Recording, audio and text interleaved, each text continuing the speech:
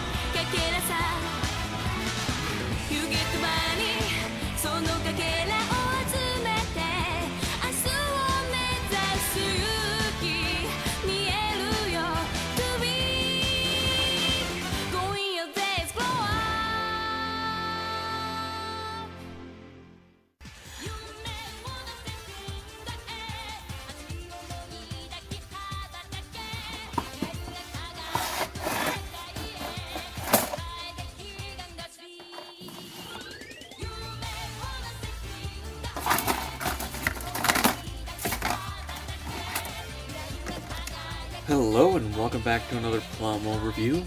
Today we're taking a look at the Moderoid Aestivalis from Nadesico.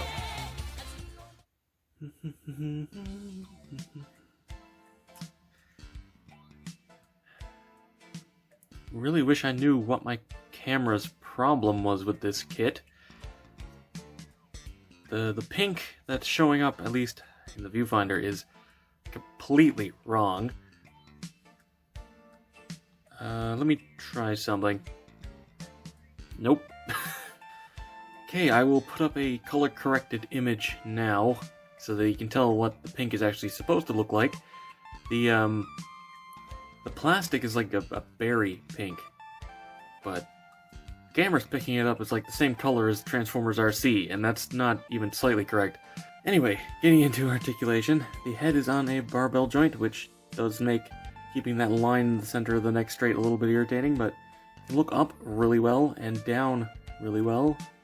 Good tilt to either side, and a good enough rotation. A little bit finicky with the chin, but you can get it all the way around. I have to be very careful with these antennae because they are terrifyingly thin. Shoulders are actually on a forward hinge.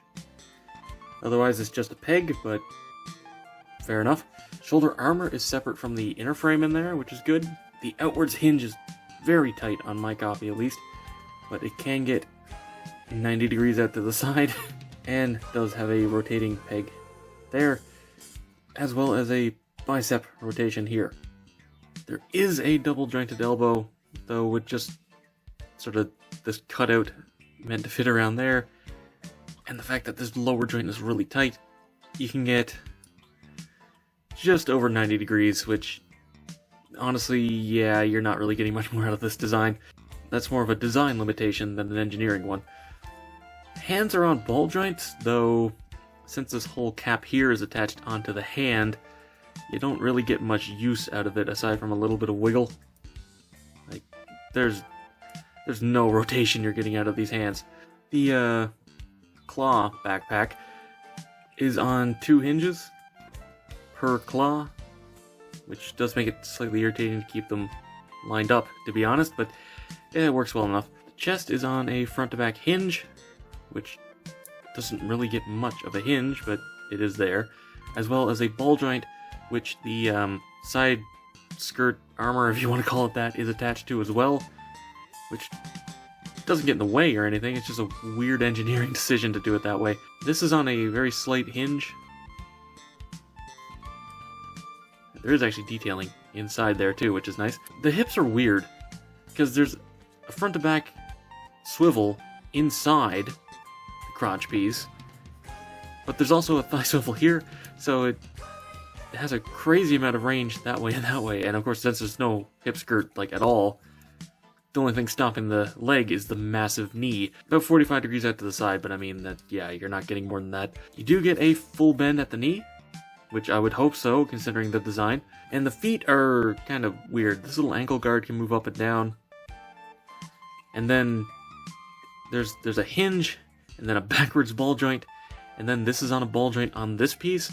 But I don't even know why this was on a ball joint, to be honest, because aside from up and down and the tiniest bit of wiggle, you don't get any real ankle rock out of the heel at all.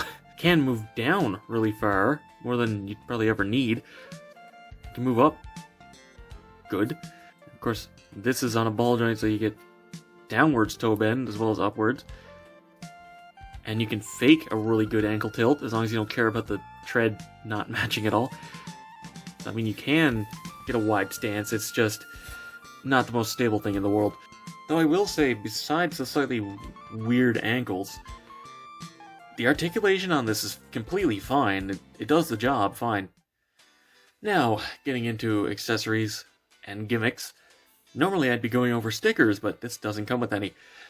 That doesn't mean it's fully color correct, though. They did pre-paint the face, but it's only the eyes and the mouth. And by that I mean literally just the yellow and blue. Literally all the black on this is... well, maybe not all the black, but a large portion of the black on this is paint. The panel lining on the face is all paint. The black on the head is all paint. Black on the chest. Man, it does not want to focus. Black in the center portion of the chest is actually a part. Same thing with the black up here. And obviously on the legs and the back. However, all the little bits... however, all the little spots of black, you know, on the shoulder, here, the vents on the side of the chest, all the black here and on the knee, that's all paint. Which, yeah, easy enough, fine. Obviously the panel lining is all paint. I wouldn't recommend using Gundam marker on this, actually, because the paint really stained the plastic. It bonded really well, and I'm kind of worried that Gundam marker would just, like, permanently stain this, especially where this pink is a really vibrant color. You don't want to have, you know, black stains on it. I will say the panel here, this line is really thin. It was actually really irritating to get this specific part. Here and here were fine, but the diagonal just didn't want to stick.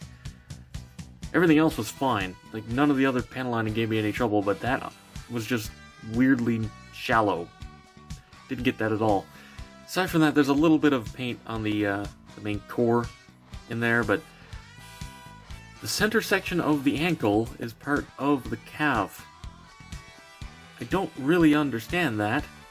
Mechanically, it's, I guess, to fit it in there, but you could have easily just had like a center peg clip this on or something. You didn't have to make this whole section part of it. Just not really a problem and easy enough to paint, just a weird decision. The thing I will be complaining about, however, is you may be able to tell these are just two slabs of black plastic. Meaning you have to try and color match pink, which that's a nightmare. I would have preferred if you were going to just make them one piece, put them on the pink runner, so that you just paint the black. Trying to color match this was an absolute nightmare. I mentioned it on Twitter, but it's still a little bit too dark and not quite the right pink, but pink is just unbelievably fickle anyway, so I'm satisfied with it being close enough, to be honest. Still, what an absolute nightmare that was, so keep that in mind if you want to get one of these. There is still more stuff to talk about with the paint, but that's on the accessories, so we should probably get into the accessories. Dad. For the Aestivalis itself, you get a lot of stuff. Starting off with the hands, you get 2 closed fists, 2 open hands, which are neutral enough that you could just have them open on the side or holding something, or they're useful. 2 trigger finger hands, little bit funky in the actual construction of them with that, you know, bridge across the thumb and trigger finger, but they get the job done. And 2 holding hands for the knife, which also has that bridge across. Kind of a weird engineering decision for that, but you could always just cut those off and glue them.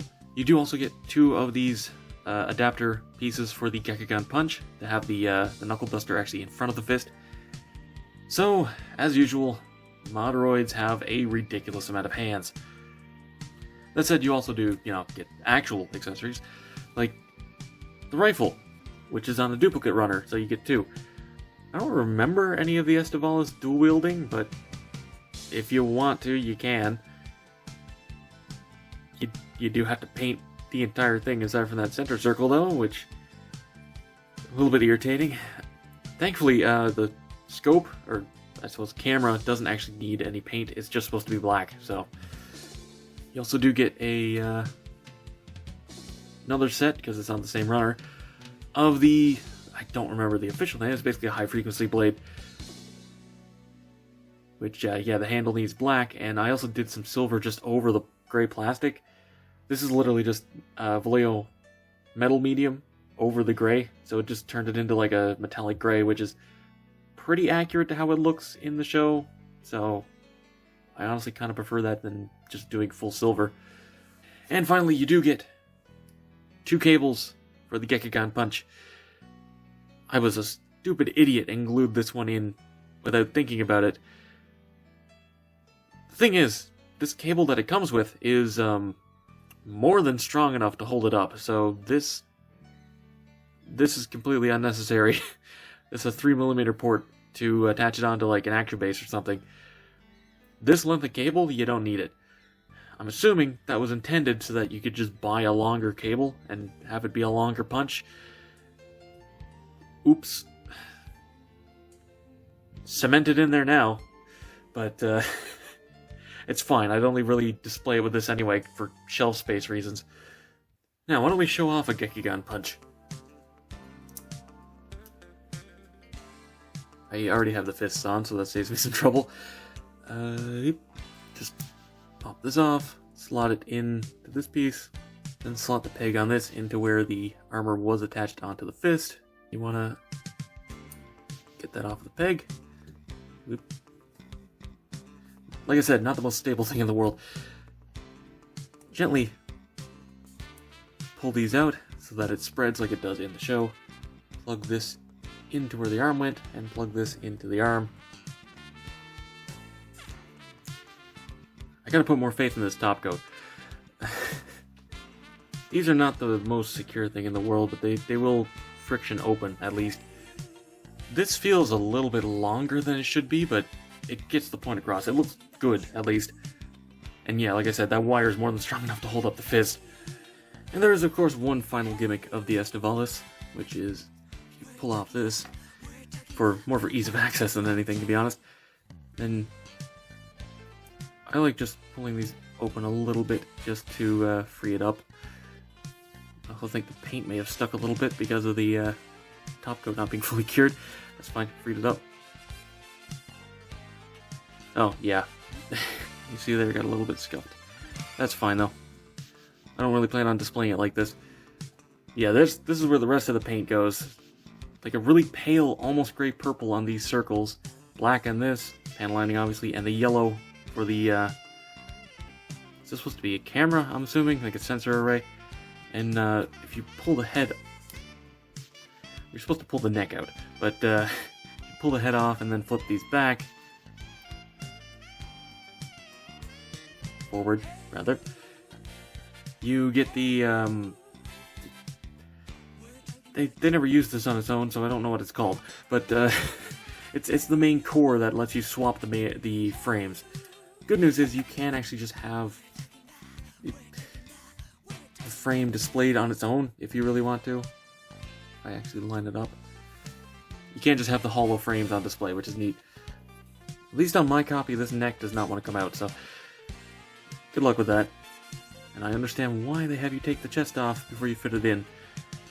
Lets it actually fit in much easier. It actually locks in really well with that chest piece on.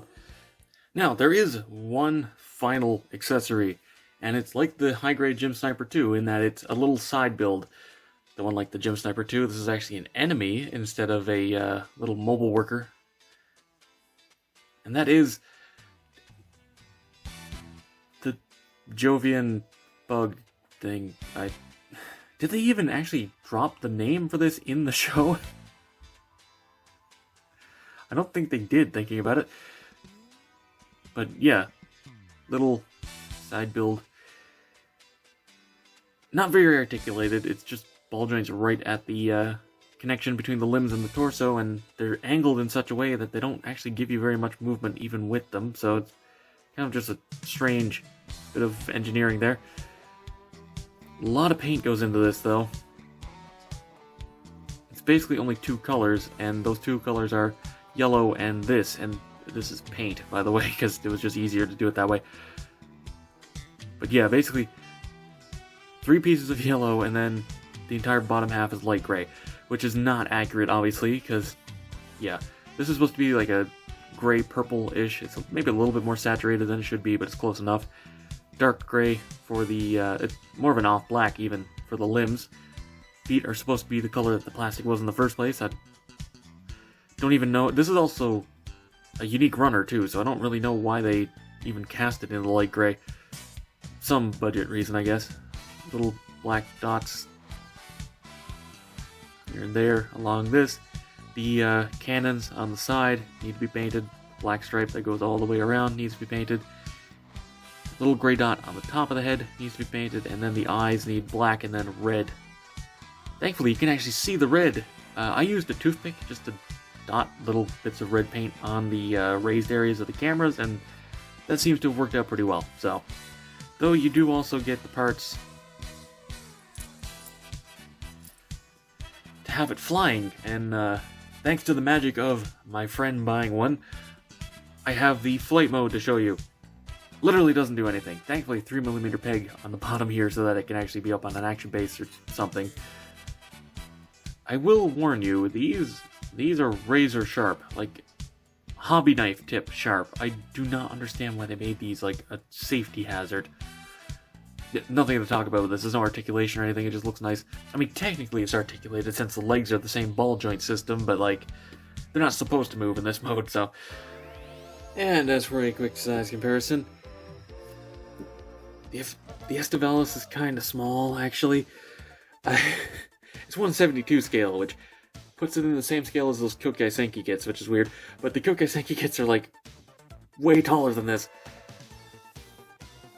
Like, bringing in the high-grade revive. Not the biggest kit in the world. So, to wrap this review up, I like the Aestivalis, but it has a few problems. This is overall a good kit. It has good articulation and mostly good color separation. I appreciate that the face is pre-painted, though I still had to go over it with a black wash to do the panel lining anyway, but that's fine. I can forgive the gray on the ankles. I cannot forgive having to paint the pink of the backpack. That is just genuinely such a misstep. And these are all unique runners anyway. They could have, like, they could have easily just put those parts on the pink runner instead of the black one. It would have been very simple to do. I just don't understand why they did it that way. A huge misstep that honestly really hurts an otherwise really near perfect kit. I don't mind color correction on kits. I'm happy to paint them. But when you're this close to not having to paint pink, really irritating. Like I said, if they literally just took the exact same parts and put them on the pink runner, I would have had no problem painting the black. That's completely fine. It's just trying to color match this pink was an absolute nightmare, and it annoyed the hell out of me. Otherwise, the painting was fine. The little bug it comes with is a nice accessory. Kinda wish the ball joints were set up in a slightly better way to give it more articulation, but I mean, at this scale, for a little like extra thing they threw in, that's completely fine. I do feel like they should have included 2 instead of just the 1. I can't imagine that would have driven up the price that much. It's literally 2 runners. Honestly, for an extra like $5 on the price tag, I think it would have been worth it. Especially since Moderoids are a little bit more on the pricey side than, you know, Bandai, obviously. The thing is, with the Moderoid Zabungle that I got, despite being like almost twice the price of this. It felt like it was worth twice the price of this. This just kind of feels like a slightly overpriced high grade, which isn't necessarily a bad thing, because, you know, Goodsmile is a much smaller company than Bandai. They kind of have to charge more to not go bankrupt, but it does feel like the price on this one was a little bit higher than what it was worth, especially with how overall simple the build is. But if you don't mind the price tag, and you don't mind having to paint that pink, I can fully recommend getting this. It is a really good representation of the Aestivalis, and ultimately I'm happy to now have it on my shelf. And that's all for this video. Thank you very much for watching. Be sure to let me know what you think down in the comments below. Subscribe and hit the bell to be alerted for future reviews. Come chill in the Discord. Follow me on Twitter, if that's even still around. And consider supporting me on Patreon so I can keep bringing you videos like this. And, as always, until next time, happy building.